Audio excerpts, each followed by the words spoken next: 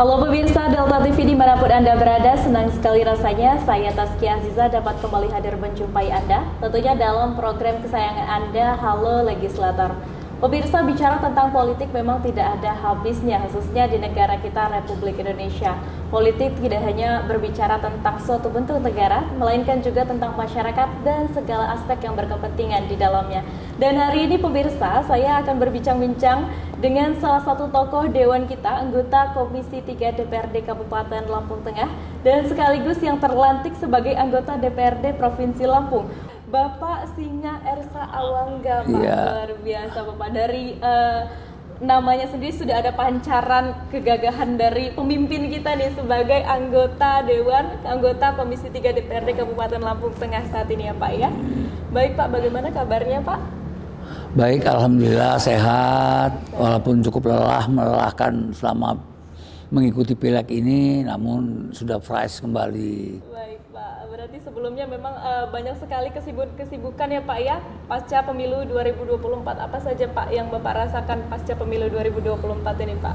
Ya, paling tidak kita berusaha mengumpulkan data hasil pemilu yaitu C1 agar kita dapat mengetahui sejauh mana perolehan suara kita sehingga menjadi acuan perolehan suara kita, apakah kita bisa mendominasi suara di Partai Demokrat, apakah kita posisinya agak lebih ke bawah, sehingga kita betul-betul berpacu untuk mengumpulkan C1 sebagai alat bukti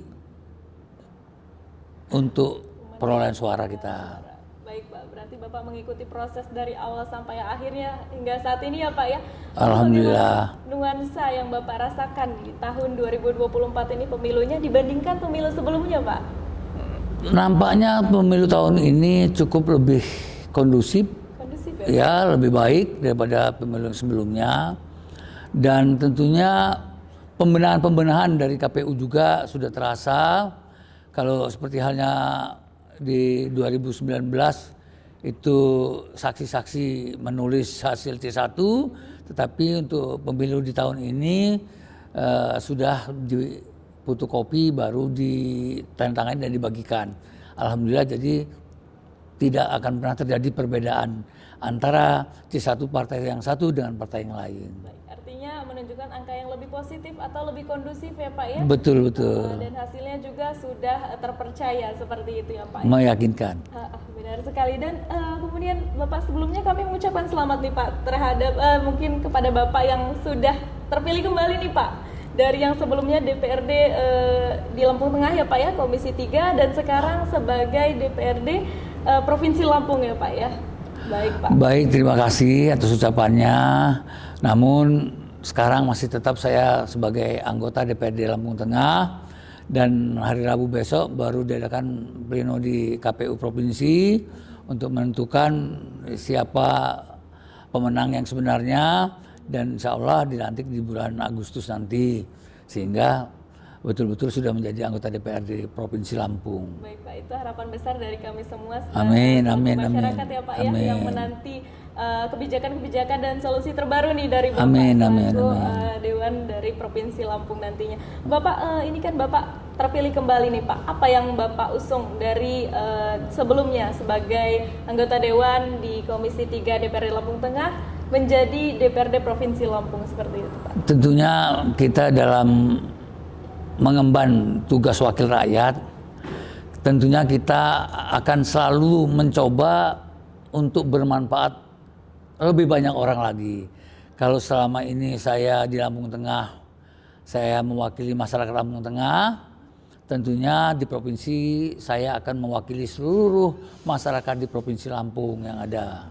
Baik Pak, jadi mencangkup ruang lingkup yang lebih besar, lebih luas lagi. Ya? Dan harapannya juga membawa manfaat bagi masyarakat lebih luas lagi. Sudah pasti. Jadi semua aspirasi masyarakat perlu ditampung dan disampaikan kepada pemerintah Provinsi Lampung agar tentunya segala hal bisa merata, ajas kemerataan, sehingga kami di wilayah barat juga jalannya bisa openi, terawat, sehingga kami di wilayah barat bisa merasakan nikmatnya pembangunan yang ada.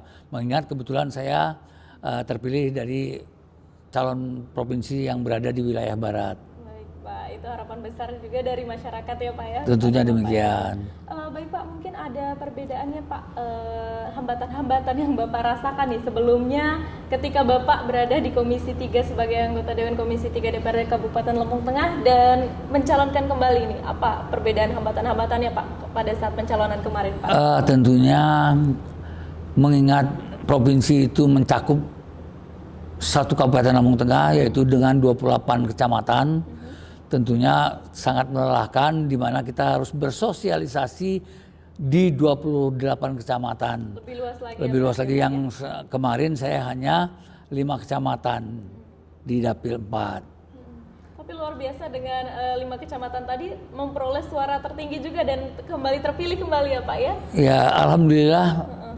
Saya berkiprah di dunia politik di Partai Demokrat pada tahun 2014 saya mencalonkan diri. Kebetulan pada saat itu saya memperoleh suara terbanyak di Dapil 4 lintas partai dan dilanjutkan kembali di tahun 2019 saya dipilih kepercayaan oleh masyarakat untuk menjadi wakil masyarakat Dapil 4 itu sendiri. Baik, kalau begitu berarti memang Bapak sudah berkiprah sejak 2015 di dunia politik ya Pak. Apa yang melatar belakangi mungkin motivasi Bapak untuk terjun ke dunia politik termasuk sebagai dewan ini, wakil rakyat Pak? Baik, saya awalnya terjun di dunia politik adalah kepala kampung. Jadi kiprah saya pertama di dunia politik adalah kepala kampung Tanjung Rejo, Kecamatan Tubian. Saya menjabat kepala kampung tidak selesai sampai dengan 5 tahun. Saya mengundurkan diri, kemudian saya mencoba terjun langsung ke partai politik yaitu Partai Demokrat. Kebetulan ada sahabat karib saya, Samsir Firdaus, mengajak saya bergabung di Partai Demokrat. Oke, baik. Apa yang melatar belakangi Bapak memilih Partai Demokrat nih Pak? Berarti Bapak kan dari awal nih terjun ke Partai Demokrat hingga saat ini, hingga periode berikutnya nih Pak. Alhamdulillah Partai Demokrat saya merasakan nyaman di Partai Demokrat dan saya tentunya simpati dengan Pak SBY sehingga sampai kapanpun juga saya tetap di Partai Demokrat. Baik kalau begitu Pak. Ini menarik sekali bincang-bincangnya Pak ya. Mungkin saya ingin mengetahui lebih lanjut juga nih Pak. Apakah dari proses Bapak mencalonkan diri kembali mungkin ada dukungan-dukungan dari keluarga, sahabat terdekat Pak yang memotivasi Bapak sehingga Bapak bisa memperoleh suara terbanyak saat ini Pak? Dukungan yang terutama adalah istri tercinta tentunya. Yang semula saya hampir saja tidak mencalonkan diri, tapi tetap pendukung Partai Demokrat. Tapi istri menguatkan semangat saya sehingga saya dapat mencalon dan juga didukung oleh sahabat-sahabat saya, para PAC, dengan ada rekan akrab saya juga Pak Sigit, tentunya turut mensupport saya sehingga saya bersemangat untuk mencalonkan kembali atau naik kelas katakanlah ke Provinsi Lampung. Benar sekali ya Pak ya, bisa dikatakan ini adalah kenaikan kelas ya, karena memang ruang lingkup yang akan dilakukan ataupun PR yang akan tanggung jawab yang akan diemban dari Pak Ersa ini akan lebih tinggi ya Pak Singo ya Pak ya. Iya. Kemudian mungkin saya akan penasaran juga nih Pak terkait bagaimana program-program yang akan Bapak bawa nih di tahap provinsi. Tapi sebelumnya kita akan lanjutkan ke setelah jeda pariwara berikut ini Pak. Ya. Baik, pemirsa jangan kemana-mana, tetaplah bersama kami di Halo Legislator.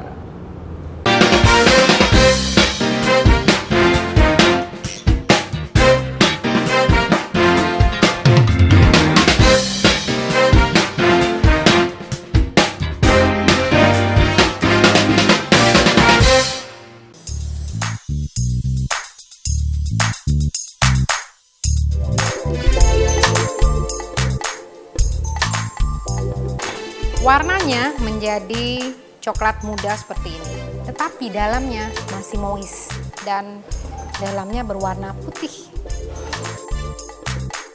Sudah dingin baru kita kasih dekor. Nah, ini dia coconut chocolate cookies saya. Yummy! Kandungan yang terdapat dalam ASI mulai dari protein-protein dan nutrisi ya, karbohidrat, protein, lemak untuk nutrisi bayi, juga mikronutrien, kalsium, mineral, vitamin, kemudian antibodi. Antibodi ini yang tidak ada di dalam susu formula. Selain itu, ASI adalah cairan yang hidup. Jadi pemberian ASI akan memberikan hal yang terbaik bagi perkembangan pertumbuhan seorang bayi manusia. Nah, tadi kan kita sudah bahas bersama mengenai pemberian ASI eksklusif serta manfaat pemberian ASI eksklusif untuk bayi. Dan sekarang saya akan kasih satu resep yang simple banget untuk Bunda di rumah bisa kreasikan untuk buah hatinya.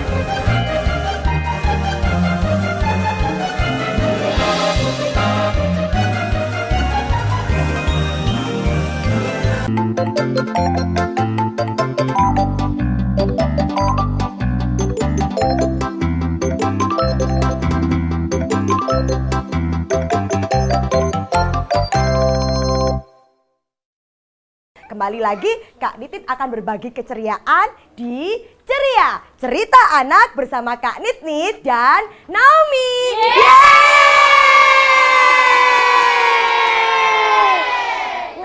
Siapa yang mau main dengan Naomi? Siapa yang mau main dengan Naomi? Yuk teman-teman, kita nyanyi sama-sama ya. Sambil tepuk tangan dong. Tuh, warga naik kereta api. Tut, tut, tut. Siapa hendak turun ke Bandung, Surabaya, bolehlah naik dengan percuma. Ibnu akan memberikan referensi berakhir pekan Anda.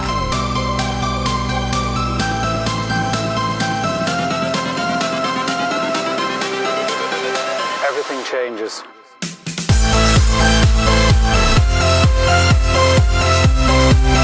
Sekarang Ibnu sudah berada di Tujuranto dan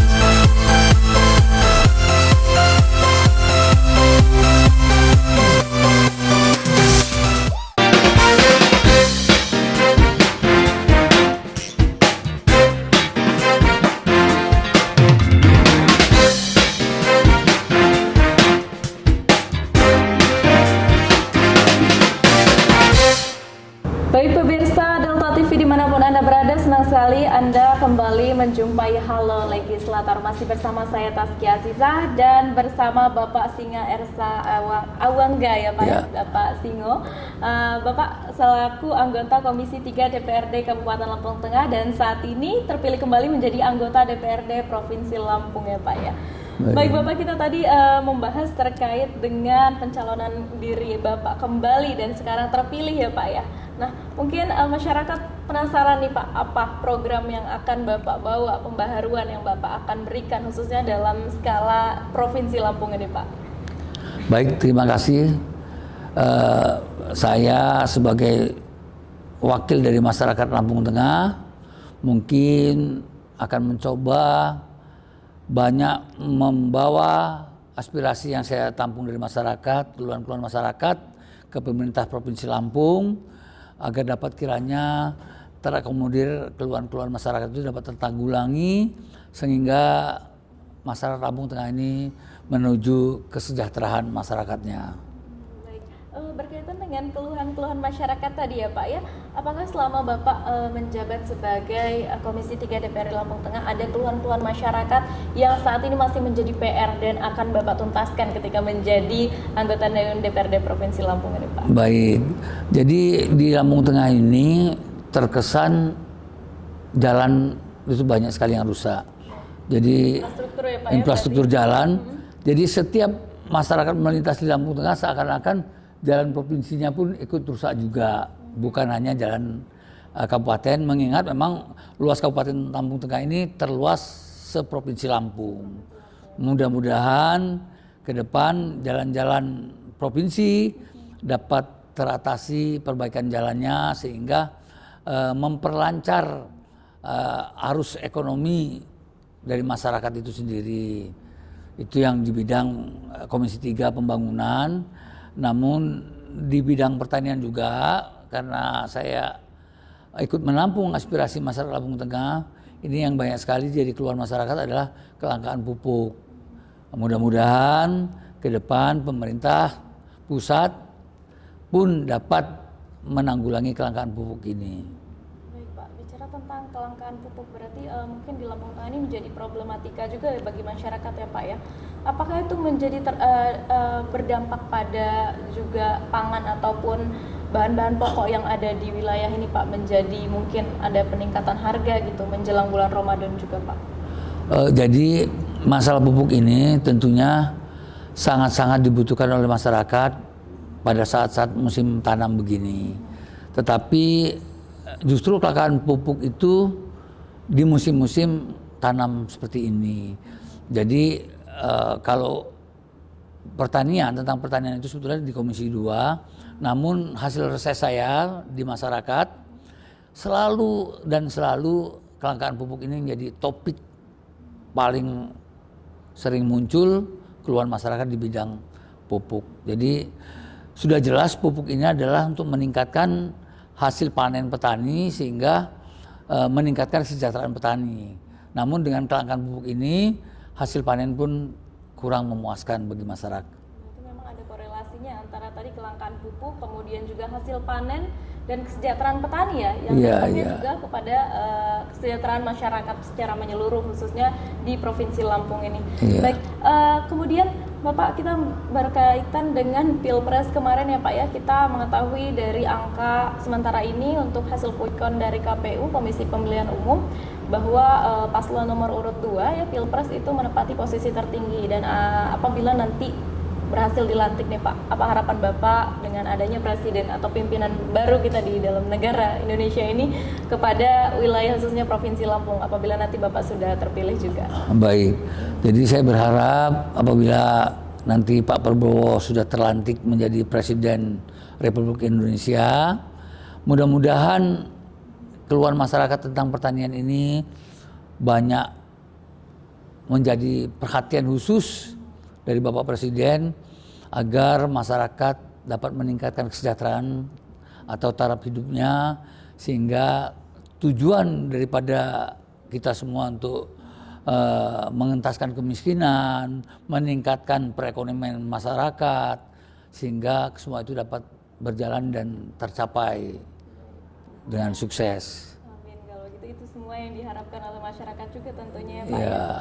Kemudian bagaimana untuk koalisi partai ya Pak ya, karena di Pilpres sendiri itu berkoalisi antara Demokrat, kemudian Gerindra, Golkar, dan juga partai lainnya itu Pak. Apakah nanti di pilkada berikutnya nih Pak, karena kita sudah menjelang pilkada juga nih di tahun ini mulai ada ancang-ancang dari pemerintah, apakah nanti akan berkoalisi lagi nih Pak, kabar-kabarnya kalau dari Partai Demokrat sendiri Pak? Jadi begini, untuk koalisi pilkada tentunya kita berpedoman daripada pemimpin kita di DPP, arah koalisinya. Kalau memang dari DPP rekomendasinya turunnya tetap koalisinya sesuai dengan koalisi Pilpres, tentunya kita sebagai anggota DPR daerah tentunya akan tunduk dengan kebijakan DPP, Partai Demokrat. Kembali lagi ke pusat ya Pak ya? Kita sudah pasti. Ya. Daerah ini hanya menyesuaikan dari pimpinan pusat ya Pak? Sesuai perintah pimpinan. Pusat. Baik Pak, harapannya juga akan membawa angin segar nih untuk Partai Demokrat juga gitu ke depannya. Amin. Akan melahirkan calon-calon yang pemimpin di wilayah daerah ini, pilkada khususnya Pak ya. Iya. Nah, kemudian mungkin dari Pilpres kemarin itu juga Pak ya, Pilpres dan juga Pileg ya Pak ya, ada beberapa mungkin kendala-kendala ketika khususnya Pak, karena ini berkaitan juga dengan perolehan suara, mungkin ketika Bapak mencalon kemarin, ada keluhan dari masyarakat ini banyak sekali mengenai surat ini ya Pak ya, surat suaranya Pak ya, surat suaranya mungkin yang terlalu besar nih ukurannya sehingga menyulitkan terutama untuk usia-usia yang sudah 60 tahun ke atas nih Pak. Apa pandangan Bapak mengenai permasalahan ini Pak?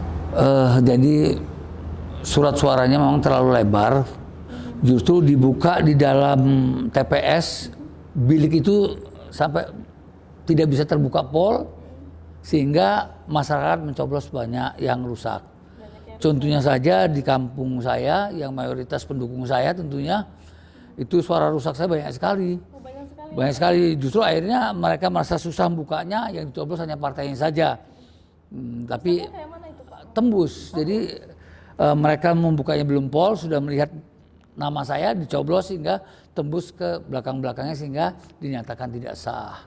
Oh, jadi banyak suara tidak sah karena itu ya Pak Ya. ya, kekeliruan dalam membuka surat suara tadi. Nah, mungkin selanjutnya saya ingin menanyakan bagaimana nih Pak, apakah Bapak ada solusi nih ke depannya juga untuk memperbaiki sistem ini Pak nanti di pemilihan yang setelahnya atau berikutnya. Tapi sebelumnya Bapak, kita akan lanjutkan setelah jeda pariwara berikut Baik, ini baik. Bapak. Pemirsa jangan kemana-mana, tetap di Halo Legislator.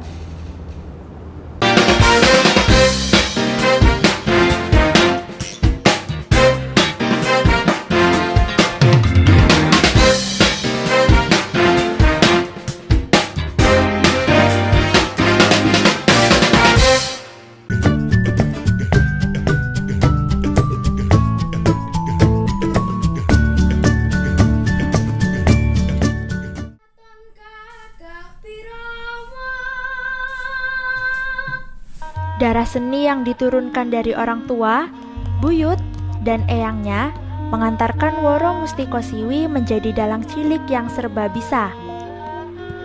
Selain jago mendalang, bocah berparas ayu ini nyatanya juga piawai menari, menyanyi serta nyinden.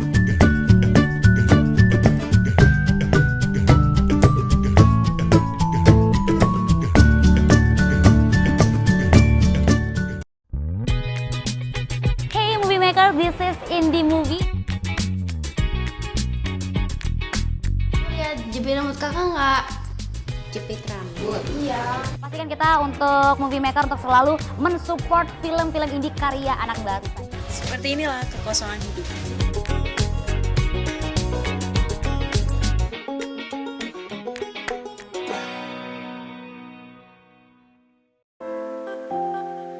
Hai, halo Movieolik, apa kabar kamu hari ini?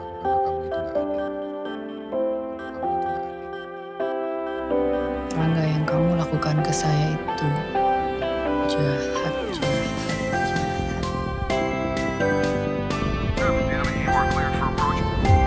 Jericho Stewart is in and out of prison more than half his life. He's got no impulse control. He's unable to calculate the consequences of his actions. Tadi beberapa film yang udah Bian kasih tahu ke kamu. Hey Red, how are you? Oh, I'm horrible. Satu-satunya orang yang pantas disalahkan atas kegagalan kita kali ini, itu si Dipa.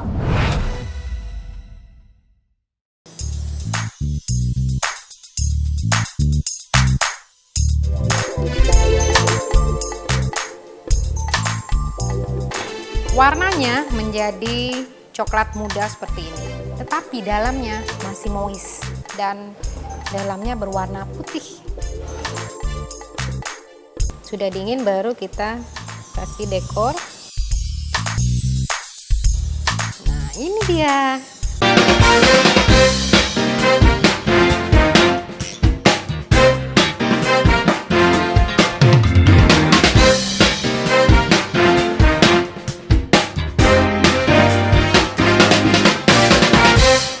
Baik, kalau pemirsa Halo Legislator, terima kasih Anda masih bergabung bersama kami. Baik, pemirsa, saat ini saya masih bersama dengan Pak Singo selaku anggota Dewan dari DPRD Provinsi Lampung yang terpilih saat ini, Bapak ya.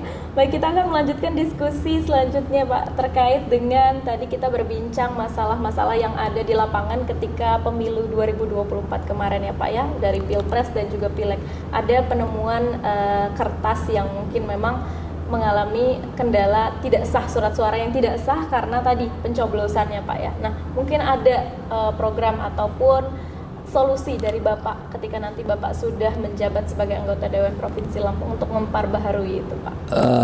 Sedikit saja berpesan dan saran kepada penyelenggara tentunya KPU agar bilik suaranya kalau memang surat suaranya itu cukup lebar, agak diperlebar lagi sehingga pada saat dibuka di bilik suara tidak sampai nyangkut sehingga dapat terbuka dengan full sehingga pada saat masyarakat mencoblos itu tidak mengalami kesusahan sehingga masyarakat mencoblos calon yang dipilih tembus ke belakangnya karena tidak terbuka semuanya, menjadikan suara tidak sah. Ini sangat merugikan sekali dengan calon yang dipilih. Kadang-kala larinya ke partainya saja, mengingat suasana ruangan yang sempit sekali. Berarti itu juga dipengaruhi oleh faktor bilik suaranya tadi yang terlalu sempit. Yang terlalu sempit, tidak sesuai dengan lebar kertasnya, betul. Karena kalau misalkan dibuka tuh langsung nyangkut ya, langsung nyangkut sebelahnya. Langsung nyangkut ke sebelahnya, akhirnya timbul masalah-masalah seperti tadi salah pencoblosan dan tidak sah suaranya.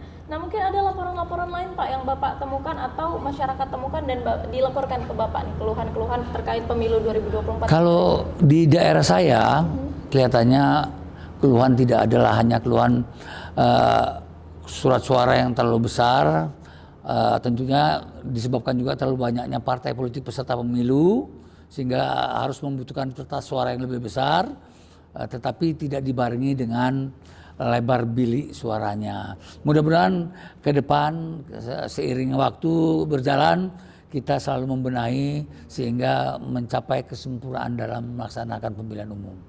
Baik, kalau begitu mungkin boleh dijelaskan, mungkin sampaikan ke masyarakat ya Pak ya, khususnya penonton dimanapun berada terkait dengan program-program ataupun pesan-pesan yang ingin Bapak sampaikan kepada masyarakat.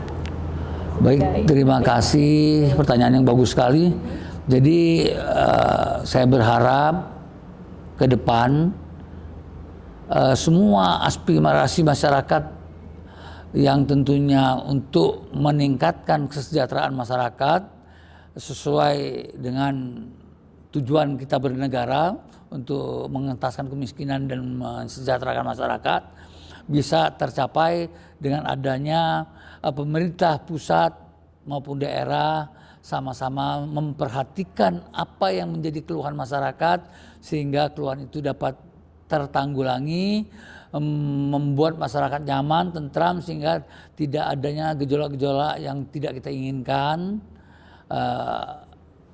yang ada di masyarakat kampung tentunya.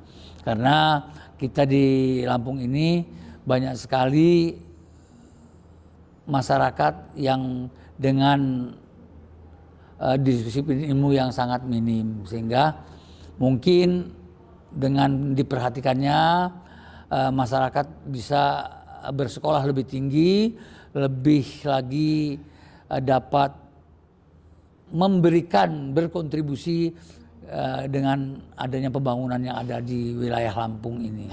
Baik Pak, tentunya dengan terpilihnya Bapak kembali ini Bapak menjadi pundak juga ya Pak ya bagi Insya Allah keluhan masyarakat, keresahan masyarakat, dan mudah-mudahan dengan terpilihnya kembali Bapak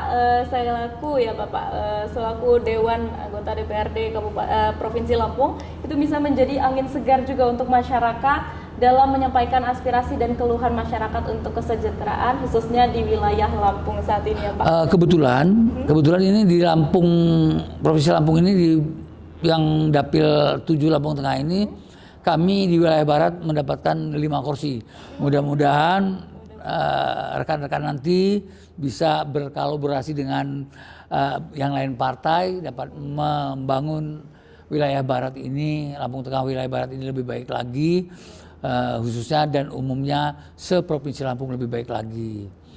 Itu sangat kita tunggu-tunggu ya, sekali tentunya. Pak, kita bisa saling berkolaborasi untuk meningkatkan kesejahteraan khususnya di wilayah barat tadi ya Pak ya, sesuai dengan permasalahan yang saat ini dihadapi oleh masyarakat Lampung.